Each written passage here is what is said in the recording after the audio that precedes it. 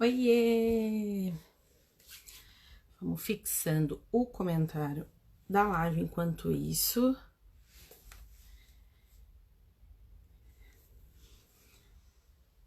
Olá, boa noite. Enquanto isso, vou fixando o comentário. Alice, já te chamo.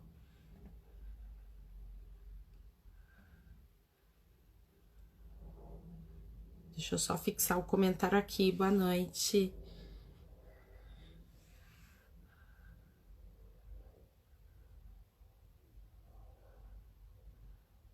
Só um minuto.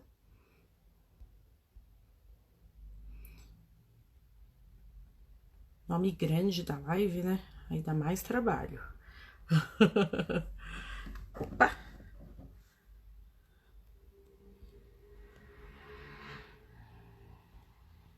Acabando aqui de fixar.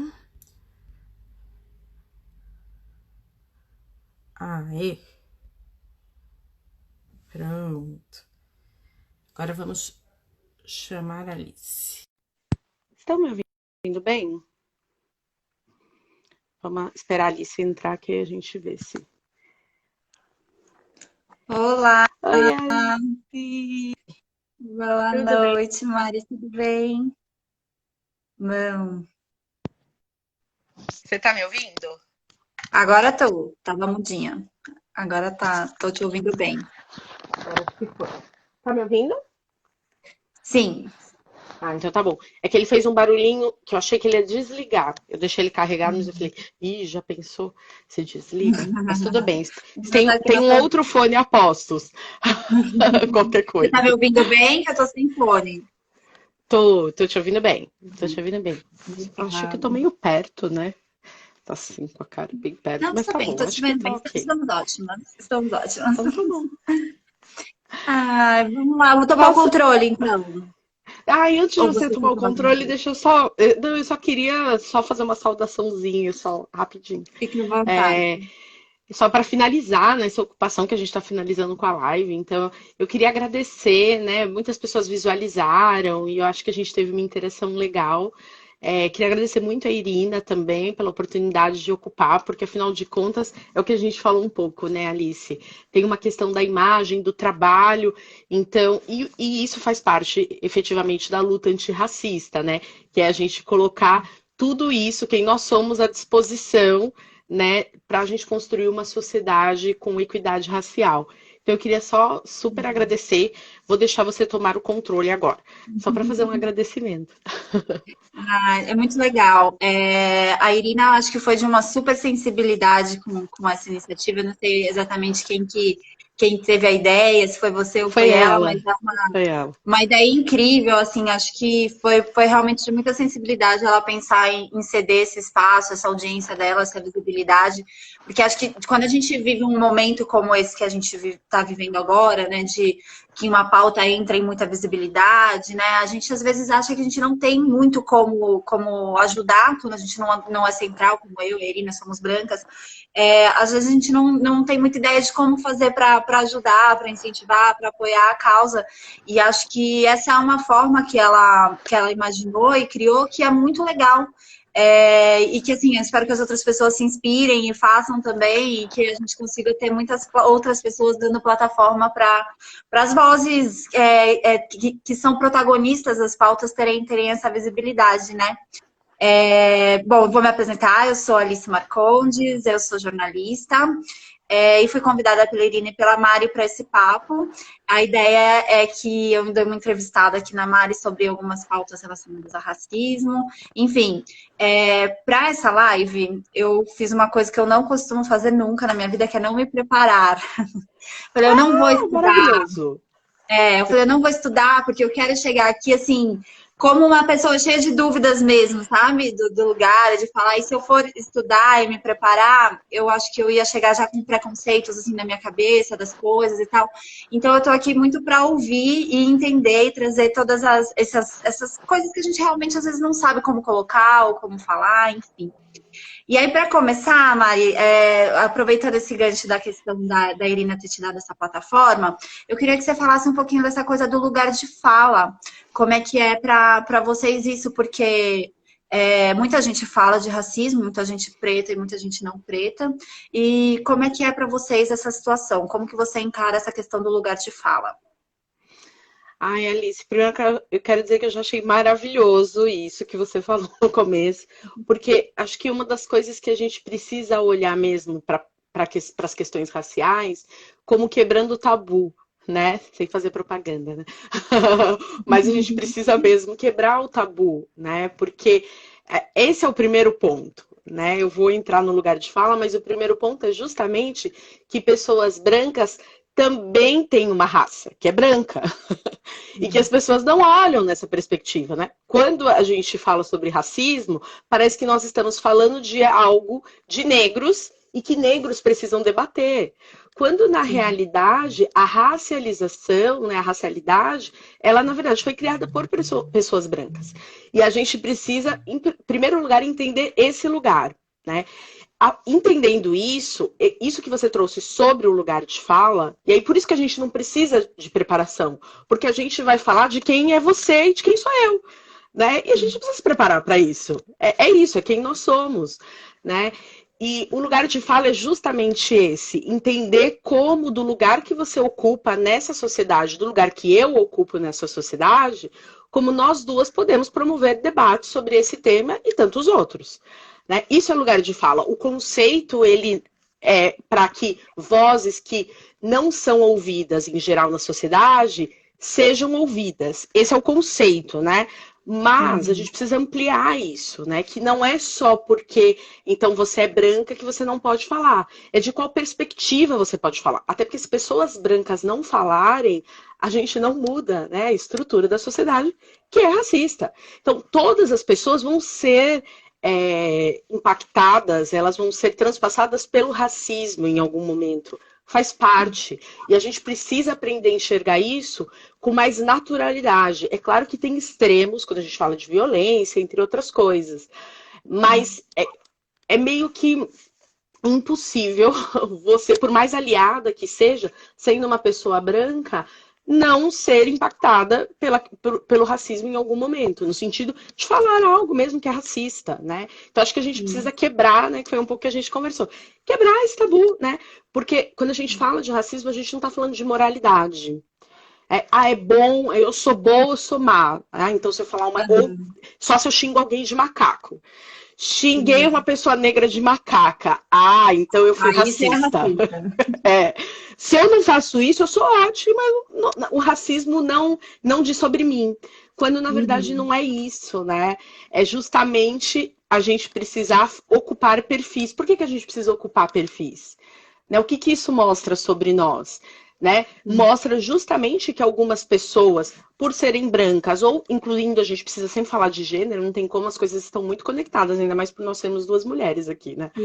Então, por sermos brancas, né? No caso, você é branca, eu negra, e por sermos mulheres, muitas vezes a gente sabe que esse lugar está reservado aos homens brancos. Eles falam, eles detêm o poder, né? Eles estão na política, eles são os CEOs das empresas, eles estão em todos os lugares, né? E a gente está julgando, dizendo, odiamos homens, odiamos brancos? Não, mas a gente está dizendo que a gente precisa mexer nessa estrutura. Sim. E aí, olhando por essa perspectiva de estrutura mesmo, eu queria que você falasse de uma forma assim, pedagógica para o pessoal da questão do racismo estrutural, que acho que nem para todo mundo é claro o que as pessoas querem dizer quando dizem racismo estrutural.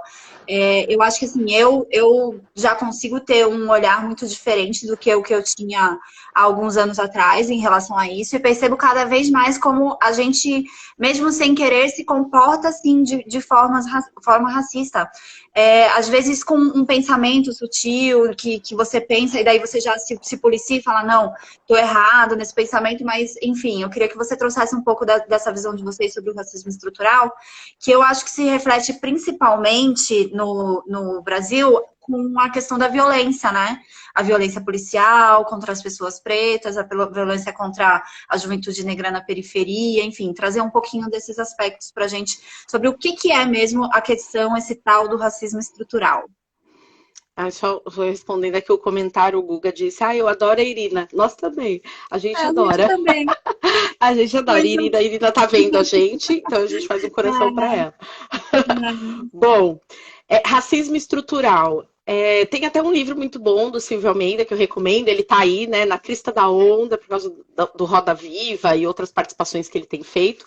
Ele até deixou, ele falou sobre isso no Roda Viva, né, que o conceito não é dele, né? Ele escreveu o livro em cima de um conceito, mas que o conceito não é dele. E acho que é importante porque a coleção Feminismos Plurais, né, que é tutoriada, enfim, a curadoria da Djamila Ribeiro, ela além de um preço acessível, ela é uma linguagem muito acessível, justamente para que as pessoas, todas as pessoas possam ler, né? Mas aqui falando rapidamente sobre isso, assim, né? Deixando de um jeito que acho que é fácil. Você trouxe isso na sua fala quando você diz. Às vezes a gente se vê pensando alguma coisa ou tomando cuidado com alguma coisa que também é bem comum, né? A gente, nossa, será que eu posso falar isso? Será que não vai ser ofensivo? Será que eu posso perguntar isso? Será que eu vou ser racista? Isso é o racismo estrutural, justamente. Por quê? Porque a gente foi criado numa sociedade que, quando a gente diz que é uma sociedade que foi feito por brancos e para brancos, é justamente isso. Tudo que é da normalidade do nosso dia a dia é pautado por conceitos que foram feitos por pessoas brancas. Então, quando uma pessoa negra se sente incomodada ou não concorda com isso, a gente olha para essa estrutura e normalmente tem a ver com esse lugar, né? Porque eu não sou branca. Então, eu não faço parte, entre aspas, dessa estrutura. Eu vou dar um exemplo, né? Que acho que a gente ouve muito falar desses conceitos, e eu acho que eles ficam. Eu não acho que eles perdem o sentido, mas eles ficam desgastados, né? Porque as pessoas falam, por causa do racismo, como se fosse uma entidade. Não, uma coisa, né? Que permeia a nossa sociedade, mas ninguém sabe exatamente o que é, né? Exatamente. É tipo um patriarcado. Eu sou feminista, a gente usa muito o patriarcado, aí parece que é uma pessoa bem grande que vai chegar, né? Exatamente. E por isso a gente não aproxima, eu sou psicóloga, né, Alice? Então, a gente não aproximar da gente os fenômenos dificulta a nossa compreensão. É justamente isso, né? Então fica nessa coisa gigante, o racismo estrutural. Né? O que quer dizer isso, né? A estrutura da sociedade foi feita por pessoas brancas para pessoas brancas. Eu vou dar um exemplo que eu acho que é legal, inclusive do mestrado da Mafone Odara, que eu sei que a Iri fez uma live com ela há pouquíssimo tempo, né? A Mafone Odara, que é gerente do Instituto Avon. O mestrado dela, a pergunta do mestrado, ela queria saber com médicos se a relação entre cor e gênero influenciava no atendimento. Então, ela entrevistou médicos, vários médicos, né? De médicos amarelos, negros e brancos. E um dos médicos brancos que ela entrevistou, ele ajuda a gente a entender muito bem o que é o racismo estrutural. Porque uma das perguntas era, o que é ser branco para você? E aí ele começou a dizer, o que é ser branco?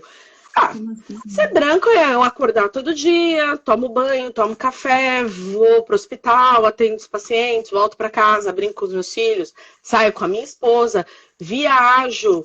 É isso, ser branco é ser normal.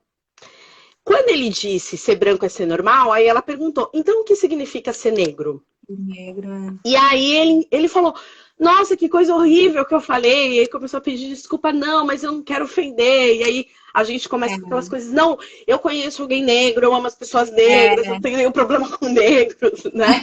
Eu tenho um amigo negro. Isso, né? Mas quando ele disse isso, ele trouxe um dado muito importante, que é da estrutura. O que é ser branco? Ser branco é ser normal. Tudo que foge dessa normalidade, né, a gente não enxerga como. Então é isso. É normal eu olhar uma mesa e ter só pessoas brancas. É normal eu chegar num restaurante e ter só pessoas brancas. Ou ter uma pessoa negra ali servindo, né? Ou vou numa empresa, ter lá as copeiras, as faxineiras, com todo respeito às profissões, né? Não é uma questão de. Também é uma questão de classe, mas não é nem o que eu quero pontuar aqui. Mas é justamente isso. Você não precisa acordar e pensar o que é ser branco. E eu estava assistindo uma live. Você ia falar? Pode falar, Alice. Não, pode falar. Depois eu falo. Tá.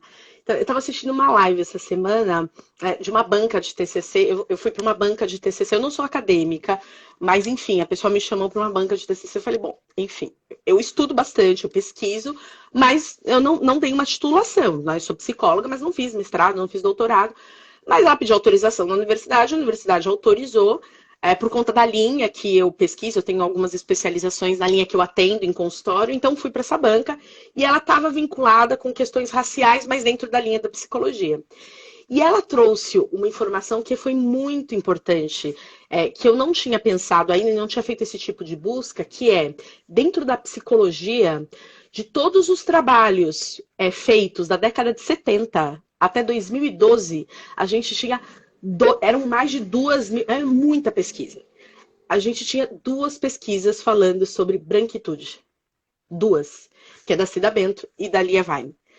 2 pesquisas, que são 2 psicólogas bem conhecidas. 2 pesquisas. E ela falou que ela era uma garota negra e ela falou, gente, mas por que ninguém pesquisa sobre a branquitude? Por que a gente pergunta o que é ser negro, o que é o racismo na visão do negro, o negro no Brasil, os impactos do racismo para o negro e os impactos do racismo para o branco? Isso é o racismo estrutural. E as pesquisas tinham muitas pesquisas sobre a questão da negritude. Branquitude não e negritude sim. Não. Sim, tudo negritude. E 2 pesquisas, assim, de 70 a 2012. Vamos dizer que é bastante tempo, né, de academia. Né? E como a gente vai fazer esse diálogo com a sociedade, que é uma das funções, inclusive, da academia, como é que a gente vai promover transformações e fazer um diálogo com a sociedade se a gente coloca sempre o racismo como uma questão de negro? Né? Principalmente dentro da psicologia, que a gente tem números assim muito graves em relação à saúde mental, do impacto do racismo, números de suicídios altos, né? Crescendo para a juventude negra, estabilizado para a juventude branca. Então, a gente tem alguns números, alguns dados que são muito preocupantes. Mas como você faz essa discussão? Isso é racismo estrutural. Eu não preciso pensar o que é ser branco em nenhum momento. E se eu pergunto, a pessoa diz que é normal. E ele não tá... Ele não consegue racista. entender qual é o sentido da pergunta, né? Como assim? Eu nunca parei para pensar o que é Sim. ser uma pessoa branca. Eu ia trazer uma experiência minha em relação a esse tema, que aí se eu falar alguma coisa, você me repreenda, por favor. Relaxa. Mas eu estudei sempre em escolas particulares. Eu sou de classe média e sempre estudei em escola particular. E eu estudava no começo, na primeira, segunda série, até a quinta série, numa escola relativamente cara em São Paulo. E tinha uma menina negra na minha sala. E todo o resto da sala era pessoa negra. E ela era minha amiga.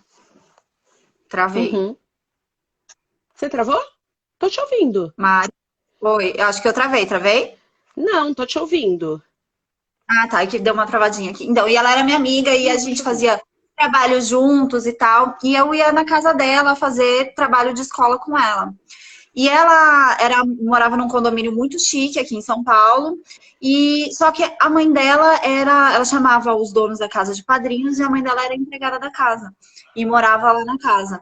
E eu, na época, criança, não tinha... Sou de uma família super aberta, né? Super progressista, assim, não vou dizer que não existe racismo na minha família, mas porque a gente sabe que ele tá permeado, mas enfim, onde eu não recebi esse tipo de cultura em casa, né? Então, eu demorei muitos anos para assimilar e entender que ela era a filha da empregada da casa. Na época,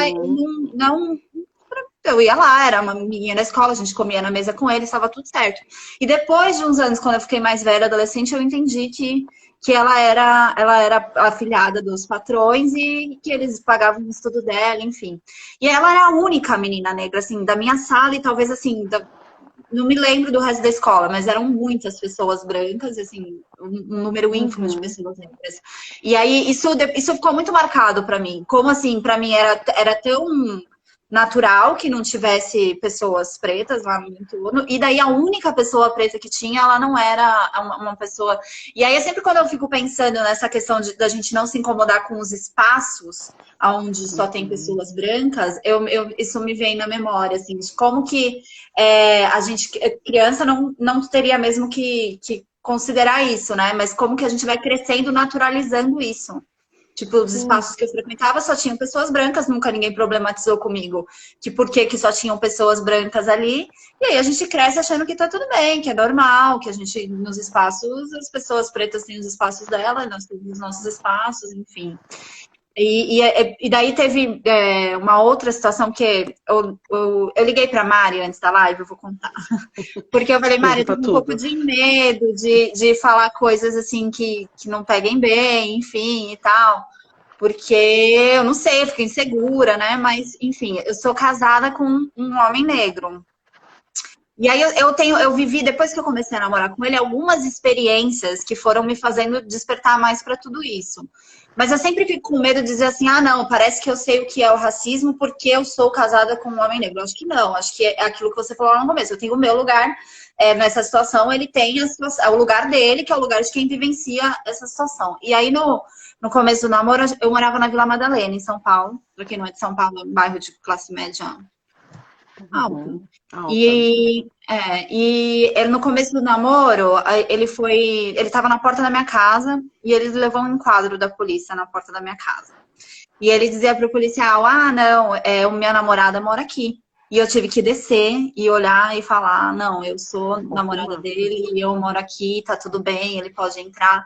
E assim, coisas que pra mim, como que numa rua, né? Uma rua, um lugar da cidade, um espaço público, uma pessoa negra não era entendida como uma pessoa daquele espaço, sabe? E aí, depois dessa situação, eu comecei a prestar mais atenção nesse tipo de situação e perceber mais. Hoje, eu tenho 33 anos, assim, acho que eu tenho uma cabeça... Eu tô casada há 7 anos, já tô com ele há mais de 10.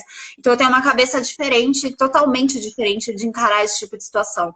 Porque eu, com ele, vivi essas situações de você entrar em um lugar e as pessoas olharem e acharem, primeiro, que ele não era o meu namorado, ou que ele não era o meu marido, ou, assim, olharem de um jeito estranho. Amigas que eu olhava e falava, não, eu tô namorando com ele, elas faziam uma cara assim, tipo, oi? Nós namorando, sabe? Tipo, ué, mas qual que é o problema, sabe? Quando eu falei, não, eu vou casar com ele, tinham pessoas que olhavam e falavam, nossa, mas vocês têm uma diferença entre vocês, né? Eu falava, mas como assim uma diferença? Não, uma diferença, assim, cultural, né?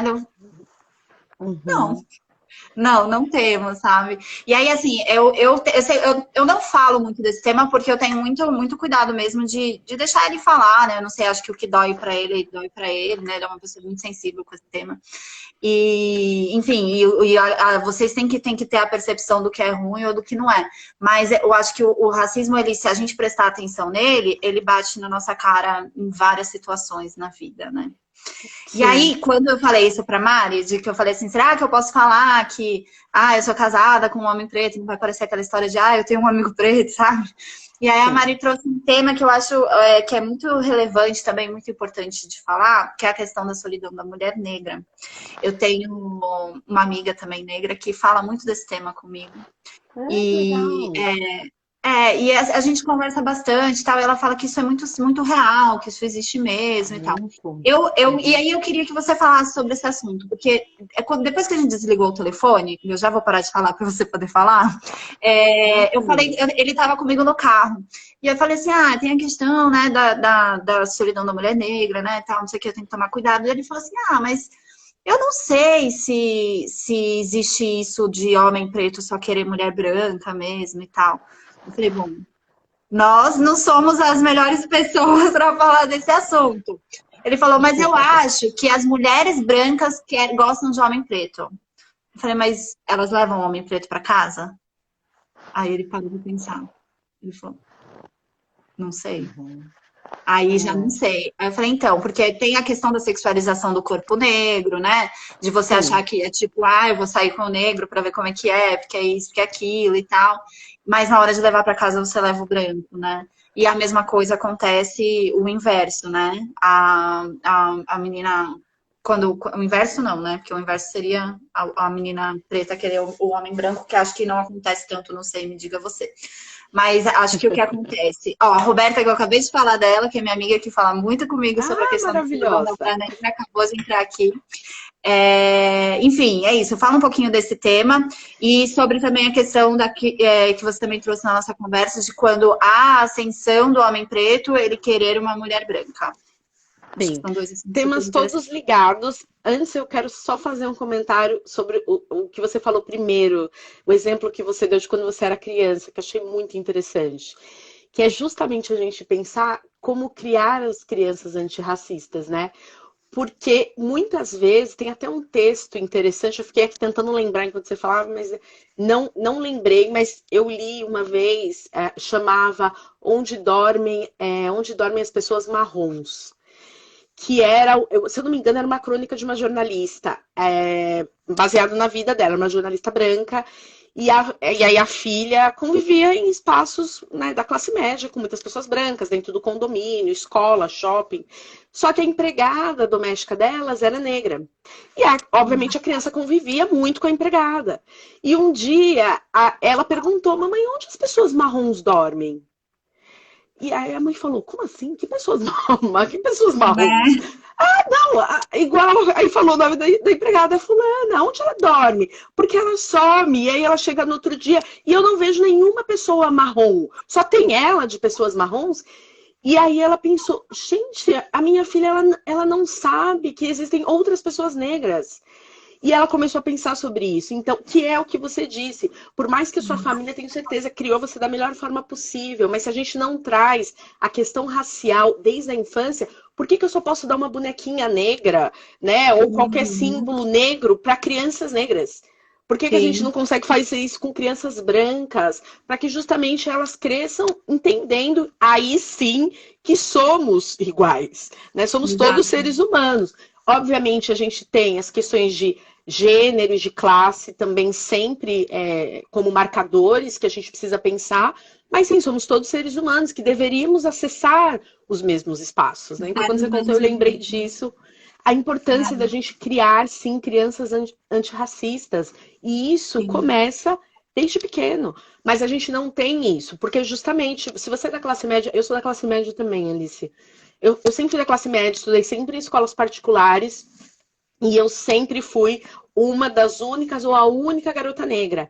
E a minha mãe, ela tinha uma preocupação muito grande de fortalecimento nesse sentido de imagem, que é uma das grandes questões, inclusive para depois a gente entrar nessa discussão da solidão da mulher negra, a questão da imagem é uma das grandes questões, né? Uhum. Então, ela se preocupou muito em fortalecer, a gente ficava pintando Papai Noel de preto, a gente pegava guache e pintava. Eu não gostava muito de boneca, né? Eu acho que ainda bem, mas enfim.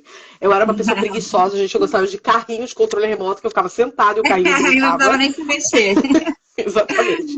Mas, enfim, tudo que tinha assim, bonequinho, não sei o que lá, a gente pintava de preto. Ela sempre teve essa preocupação, essa coisa de cor da pele rosa. Não, vamos pegar o lápis de cor marrom. Olha, não parece com você. Olha. E eu cresci muito fortalecida nesse sentido. Então, quando eu cheguei na escola e alguém dizia, o seu cabelo é feio. Eu falava, não, meu cabelo é bonito. Tipo, eu não entendi o que aquela pessoa estava falando, porque eu cresci ouvindo que eu era linda, inteligente, né? Então, tinha Sim, muito essa questão. Então, eu achava que o problema estava nas pessoas, e estava mesmo. Mas eu já muito pequena, achava que o problema estava lá, não estava em mim, porque eu era bonita. Então, eu não aham, entendi o que aham. aquela pessoa estava dizendo. Quando ela falava, você é feia, você é escura. E tinha isso, claro que tinha. Mas eu Sim. lidava isso de uma forma diferente por conta de um fortalecimento. Agora, vamos trazer aí a solidão da mulher negra. Mas acho muito importante falar sobre a Deixa, infância. deixa, deixa, deixa eu falar uma coisa só nessa questão da infância.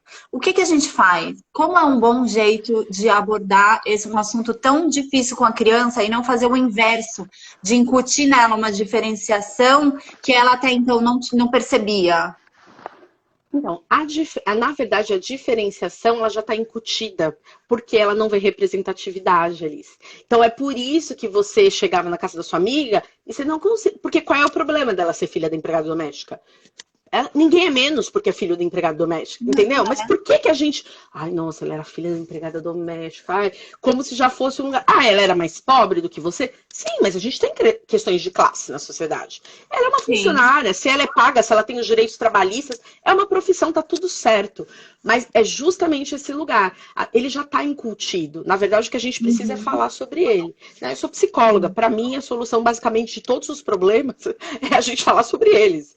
A gente precisa falar. Então é isso que eu disse. Eu tinha uma amiga que trabalhava numa escola de altíssimo padrão, assim, uma escola caríssima, na Zona Sul, e ela era branca, pedagoga, e ela sempre, um dia ela até falou, ai, Mari, eu queria levar você na escola, eu queria falar com as crianças, não tinha nenhuma criança negra na escola, e ela falou, porque ela falou, a gente tenta trabalhar através de livros, são as dicas, alguns livros, e aí a gente teve uma resistência dos pais, os pais falaram, vocês estão dando essas coisas esquisitas para os meus filhos, né? Começaram a trazer isso, e ela falou, e aí eu falei para ela, eu falei, olha, primeiro a gente precisa lembrar o seguinte, são crianças pequenas, foi feita uma reunião com os pais, para dizer da importância do tema, onde vocês querem chegar, porque também eles são os pais, eles precisam decidir qual é o tipo de material pedagógico que os filhos vão consumir.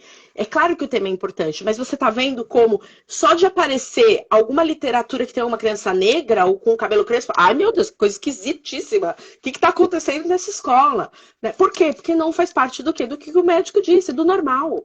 Não é normal, e não é normal na classe média alta e entre as pessoas mais ricas, não é mesmo.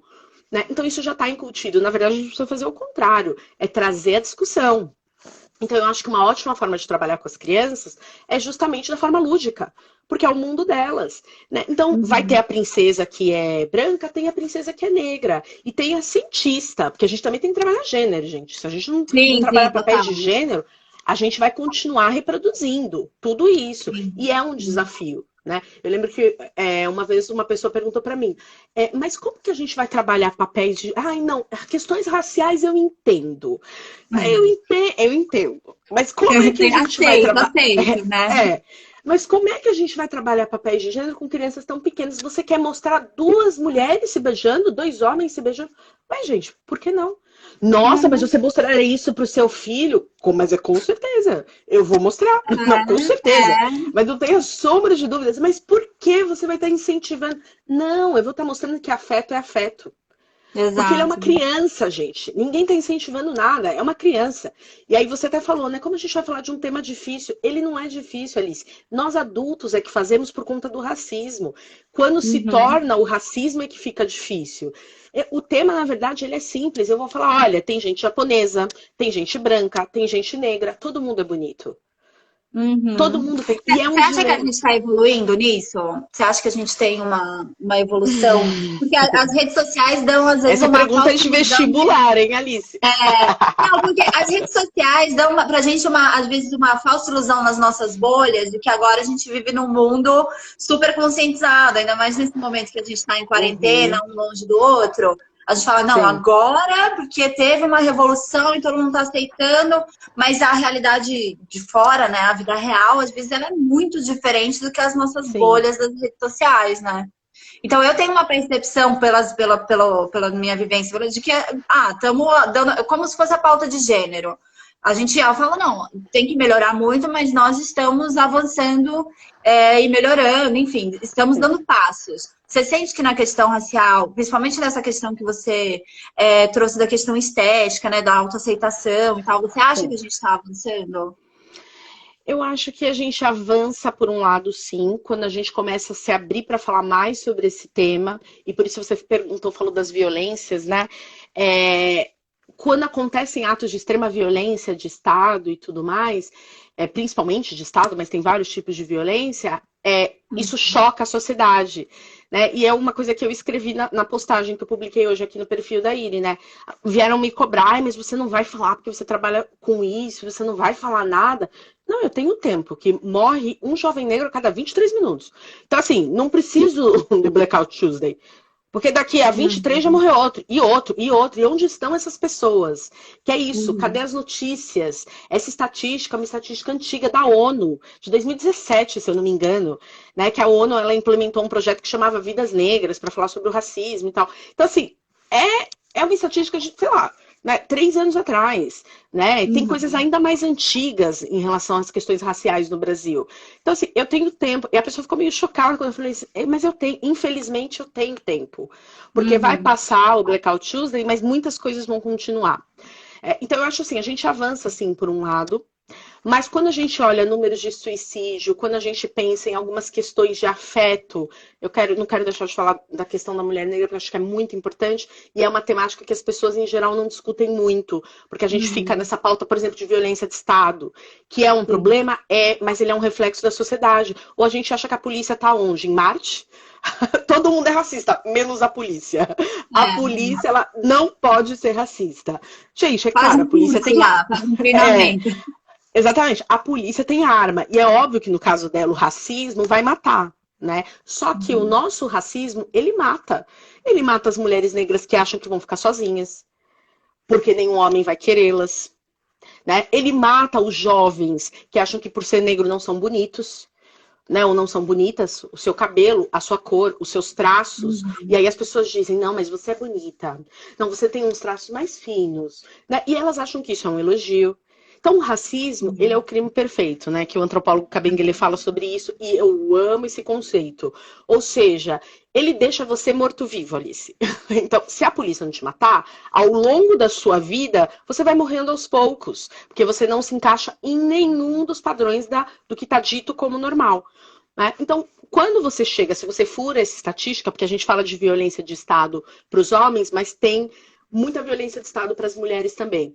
E isso é um pouco de tabu, né? Então, quando você fura essas estatísticas, e obviamente que isso vai depender de classe também, eu, como classe média, corro menos risco de alguém que está na periferia, obviamente, né? Mas é isso, um carro que leva 80 tiros, ninguém sabia a classe deles, mas viram a cor para desconfiar.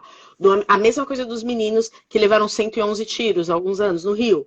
Entendeu? A mesma coisa, viram meninos jovens, roubaram algum lugar, já fiz o link e atiro, né? E ninguém sabia a classe deles, né? Mas viram a cor. Você acha que a gente se impacta tão menos com esses crimes horríveis que acontecem aqui no Brasil do que com as coisas que acontecem fora?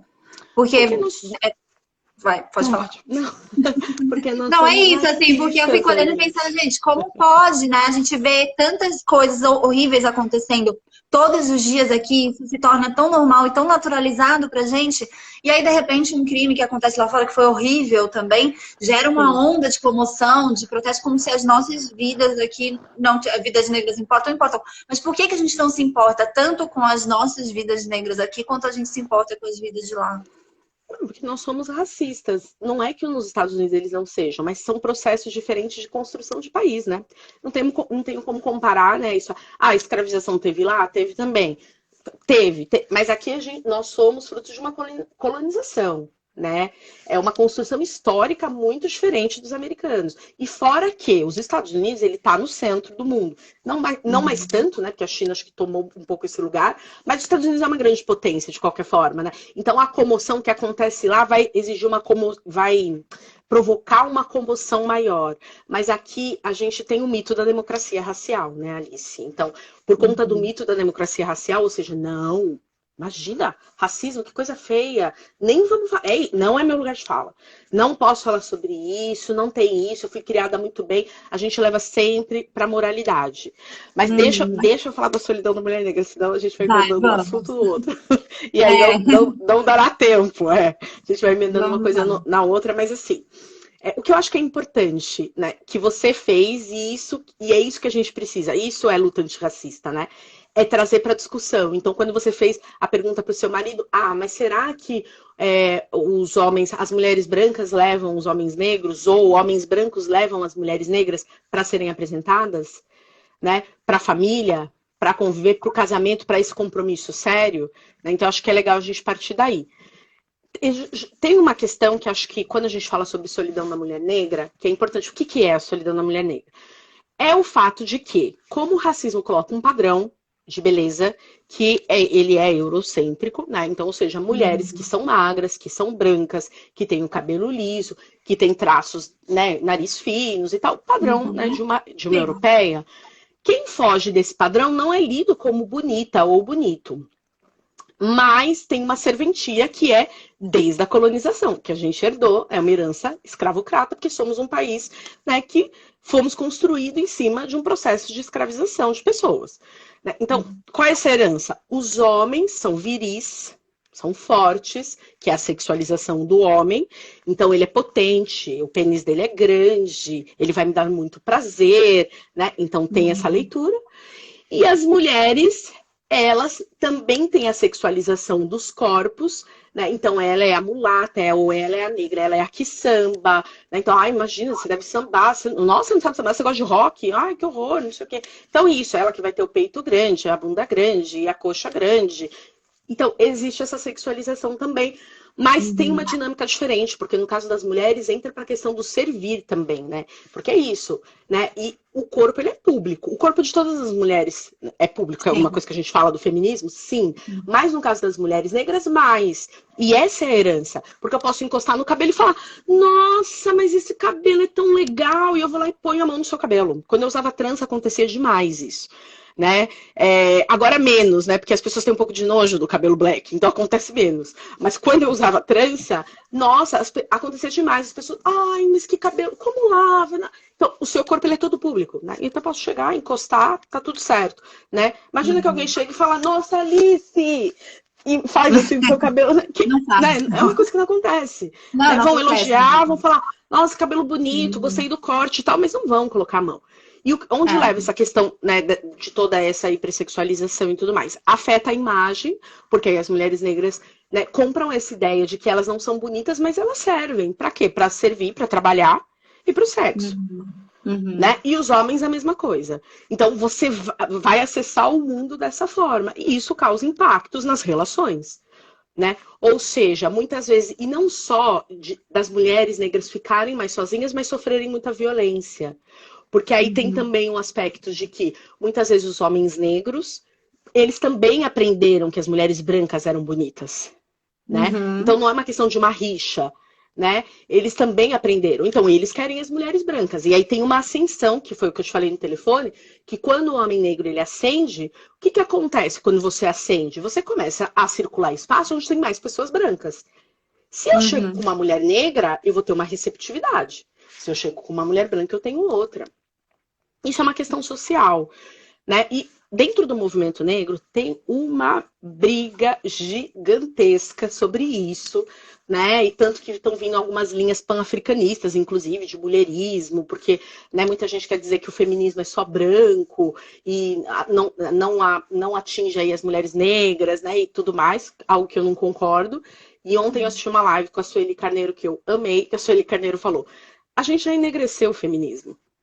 Agora é uma questão... Até porque no Brasil tem mais preto do que branco, então não dá pro feminismo ser branco, sem ser forte, sem as mulher preta junto com a gente. Não tem, a gente não... Mas aí ela trouxe uma questão, ela falou, agora é uma questão de liderança. Quem lidera o feminismo? É uma outra questão. O feminismo, ele já foi enegrecido. Então, ele contempla, sim, as mulheres negras. Agora, é uma questão de liderança. E aí tem as tensões raciais. Né? Porque quando você está falando do mesmo gênero, você tem as tensões raciais. Quando você está falando de gêneros diferentes, você tem raciões de gênero e de raça. Entendeu? Mas em toda relação vai ter tensão. Então, esse lugar que a mulher negra vai comprando essa ideia de que eu não sou bonita. Então, eu preciso aceitar qualquer relação. E aí, em nome de não ficar sozinha. Porque aí entra uma questão de gênero, que é... Mas você, não importa se você é bem sucedida, você tem que ser casada. Porque ninguém pergunta, quantas promoções você já teve na sua vida, Alice? Mas pergunta, você casou, você tem filho? Exatamente. Depois nossa. que casou, ferrou, né? A única pergunta que as pessoas vão te fazer é, você não tem filho? Ah, mas você não quer? Você vira isso, exclusivamente, né? Exatamente. Então tem essa questão, né? Que em nome de não ficar sozinha, porque não é aceitável ficar sozinha. Senão você não é lida como feliz. Ninguém tá preocupado se você ascendeu na carreira. As pessoas, quando eu tava solteira... É uma métrica do sucesso, né? Exatamente. Quando eu tava solteira, as pessoas perguntavam pra mim, não, mas deve ter alguma coisa errada com você. Porque, será que não é porque você tá muito gorda? Talvez você tivesse que emagrecer um pouco, porque deve ser isso. Não, porque bonita você é. Eu escutava isso direto. Não, bonita você é. Ou você tá fazendo alguma coisa errada, né? Ou talvez seja uma coisa do corpo, que aí a gente entra um outro marcador, né? Outra vertente ainda, da discussão da sociedade. Exatamente. Né? Então, agora que eu namoro, né?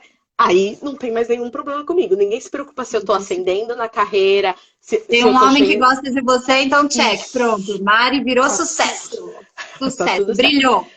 Né? Então, É. eu acho que tem essa questão, né, que a gente precisa compreender da solidão da mulher negra, que não é uma questão vitimista real, mas é uma questão de construção social e de papéis, frutos de uma herança, né, escravocrata que a gente tem e que a gente vai carregando na pele isso. E coloca a mulher negra numa posição de solidão.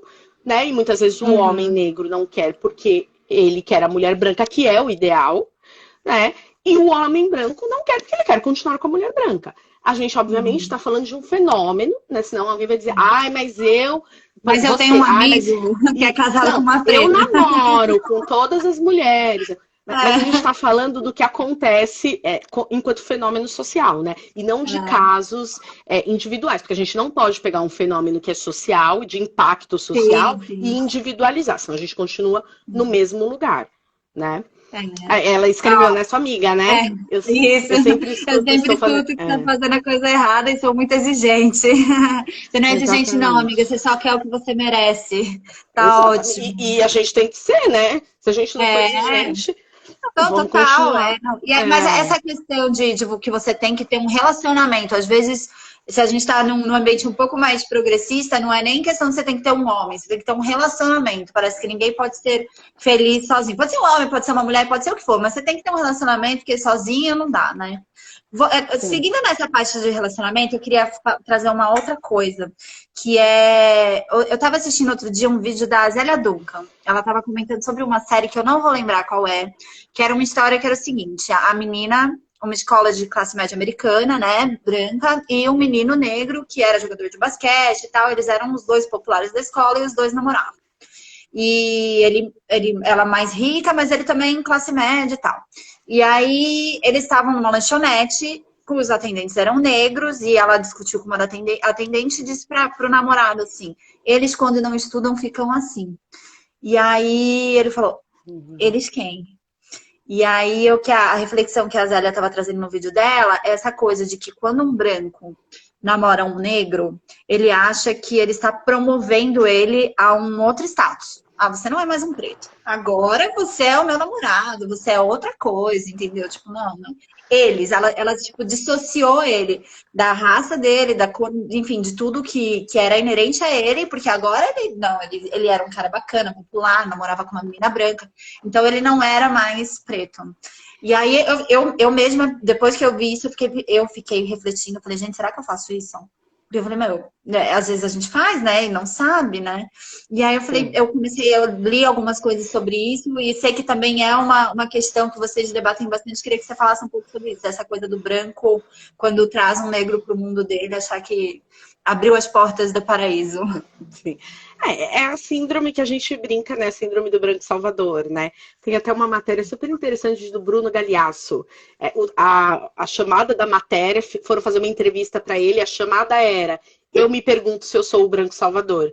E é bem interessante a matéria, porque ele traz um pouco sobre isso, porque ele adotou 2 crianças, né, negras, africanas. Eu não lembro o país agora, mas enfim, mas 2 crianças que vieram da África, e as pessoas fazem essa leitura, né? Então, se você faz alguma coisa nesse sentido, é porque você quer salvar. E aí, se você não faz, é porque você é racista. E aí, um dia, uma amiga minha branca perguntou, mas o que eu faço, então? O que eu faço, então? Você faz o que você acha que você é certo, porque julgamento sempre vão ter, né, gente? É isso. Você faz aquilo que é certo pra você. Eu falei, será que eu faço isso com você? Ele falou, eu acho que não. A gente fica tipo, né? Não sei, será? Mas eu acho que o questionamento, ele é importante, que aí você traz uma coisa muito da psicologia, né? Que é o quê? A gente está perto da gente o suficiente, né? Ou seja, aproximar da gente dos sentimentos, das ações, do que a gente pensa, lidar com o racismo que provavelmente existe numa relação interracial. Inclusive, eu vou deixar uma dica de leitura para você e para todas as homens ou mulheres que estão em relações interraciais, que é da Lia Weiner, que é essa psicóloga, chama Famílias Interraciais, Tensão entre Cor e Amor. Vale a pena. É bem legal o livro. Ela é branca e ela tá numa relação interracial e ela escreveu o livro. Ela fala muito sobre branquitude. E eu acho que o questionamento, Alice, ele é muito importante. Quando você se pergunta se você tá fazendo, não naturaliza, tipo, imagina, eu sou ótima, eu sou uma pessoa ótima, eu amo meu marido. Imagina que eu faria algo assim. Né? Sem Não. parar e pensar, pera, por que eu tô fazendo isso?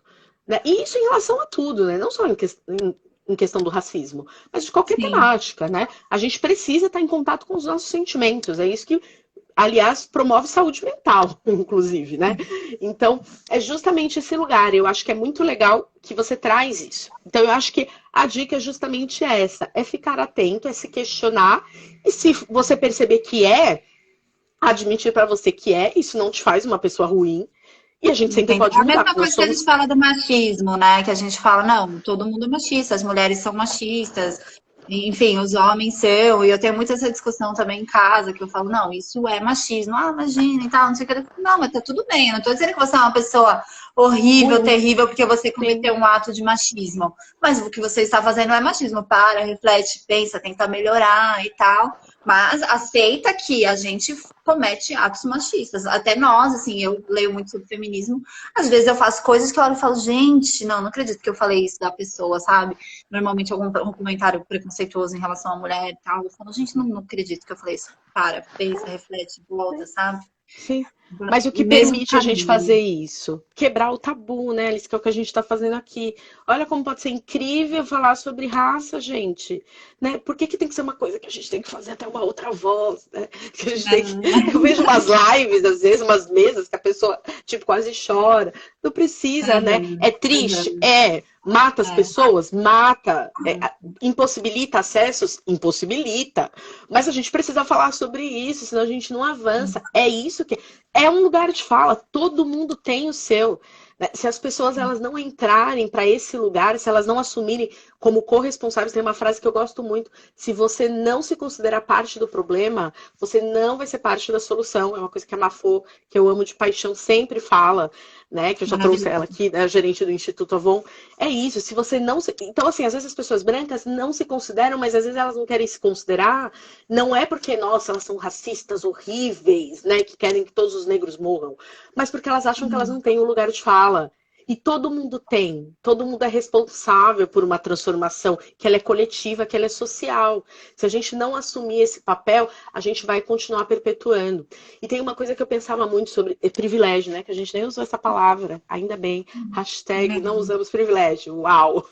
Arrasamos! Uma live inteira quase sem usar privilégio. Né? Falando sobre racismo sem usar privilégio. Então, e aí, justamente uma coisa que as pessoas sempre falam, mas ninguém vai perder privilégio, né?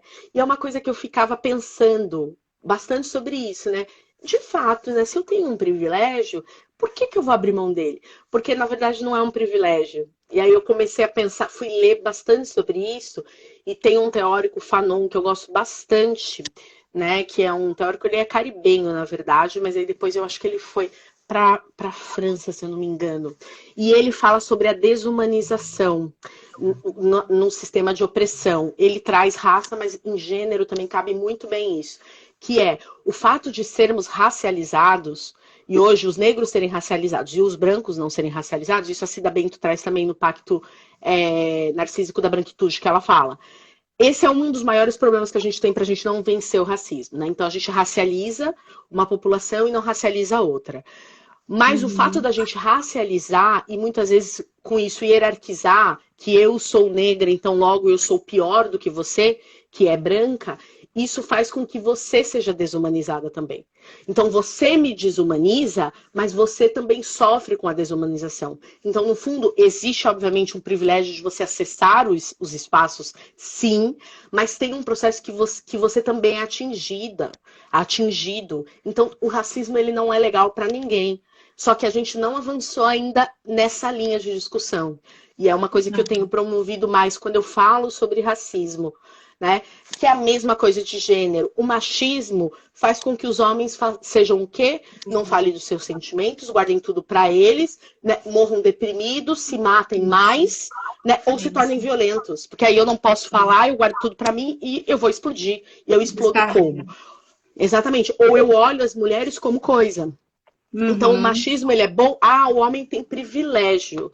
Mas que privilégio é esse, gente? Então, a gente tem que questionar. É claro que ele tem numa ascensão, que é como a gente falou, numa ascensão que é social, que é econômica, que ele vai ser o CEO, ou vai fazer parte do conselho, vai acessar muito mais coisas do que as mulheres. Cargos políticos também é uma questão. Mas ele não é que ele sai ileso. Aliás, tem uma frase que eu amo. Ninguém sai ileso de ninguém. Ninguém sai ileso de opressões também. Então, se você oprimir, você também vai ser atingido. E é por isso que a gente precisa de todo mundo. E o que não é, nem de longe, nem de perto, aquele tal do racismo reverso que existe ou não existe, Mari? Não existe, minha gente, não existe racismo reverso. Por quê, Mari? Então, gente, o racismo reverso, esse mito, né? Que é isso, a gente tá falando, que a gente tem que entender o que é racismo, e às vezes a gente não entende, que é o que a gente começou falando, a gente acha que racismo é chamar alguém de macaco, né, na rua, né? E não é isso. Racismo é um sistema de opressão, em que eu tô pressupondo que uma raça é melhor do que outra, né? Então, no caso, brancos são melhores do que negros. Né? Quando a gente está falando, obviamente, desses dois denominadores. Pode ser amarelos também, ou indígenas, enfim.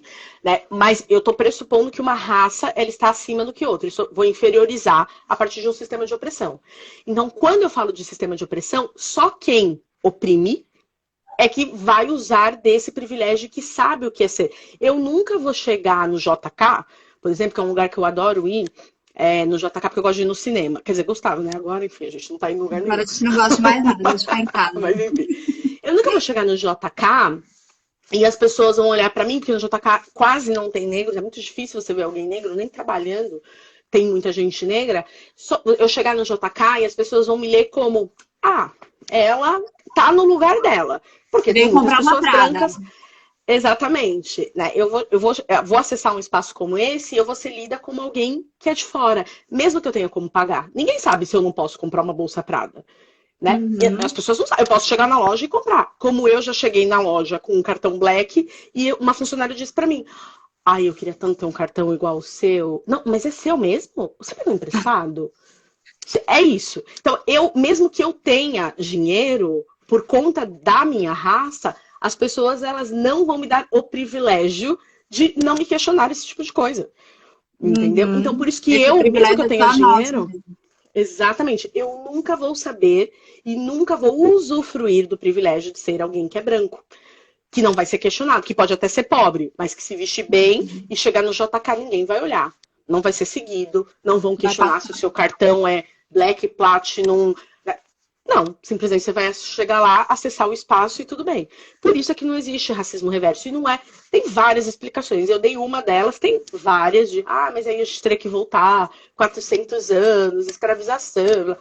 Mas eu acho que a gente nem precisa ir tão longe, né? Porque é isso, é um sistema de opressão.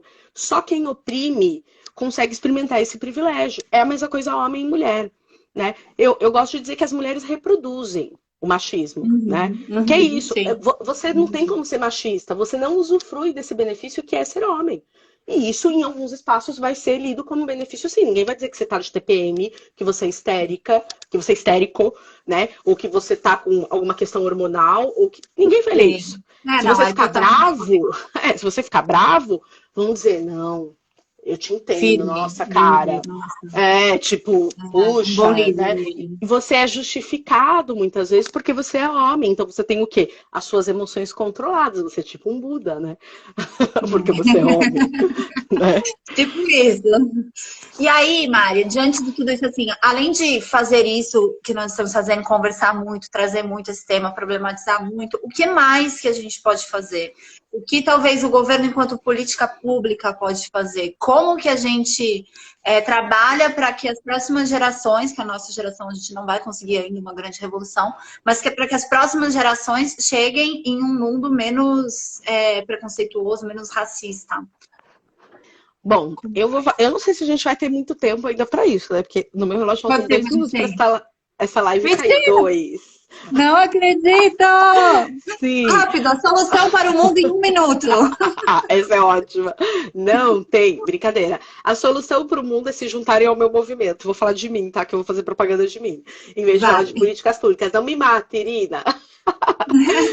Bom, eu tô fundando um movimento que se chama O Que Eu Posso Fazer, que é um movimento para pessoas brancas que querem, exatamente, embarcar na luta antirracista.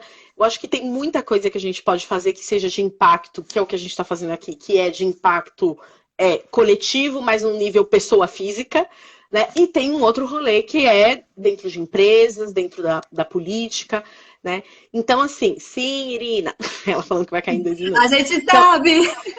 A gente sabe, a gente está correndo. Então, esse movimento, quem quiser saber mais sobre ele, porque não vai dar tempo de eu falar, porque ela vai cair em 1 minuto, entre em contato no meu perfil, no Fala Mariluz, pode me chamar, eu estou montando um grupo, estou montando algumas ações e vou, em breve, também lançar um e-book, que eu vou vender a um preço bem, né, que é para ajudar no movimento. Então, que é justamente o que a gente está fazendo aqui, eu acho. Acho que a gente já trouxe isso. Falar sobre raça, entender qual é o seu lugar e desse lugar, como é que você promove essas transformações. Para políticas públicas, a gente precisa eleger mais diversidade, né? Você sabe, porque você trabalha com política. Se a gente não eleger mais mulheres negras, mais mulheres trans, a gente não vai conseguir vencer isso. A gente cai em 20 segundos. Então, na semana que vem, a maravilhosa @Fala Mariluz estará no perfil da Soninha Francine, inspirada nessa iniciativa da Irina. Ela convidou a Mari e ela vai estar lá. Então, vão lá no Soninha Francine _oficial, que vai ter mais Mari. Segue a Mari, @Fala Mariluz. E segue a Irina também, @Irina César. E vamos cair em 3, 2, 1. Beijos, obrigada.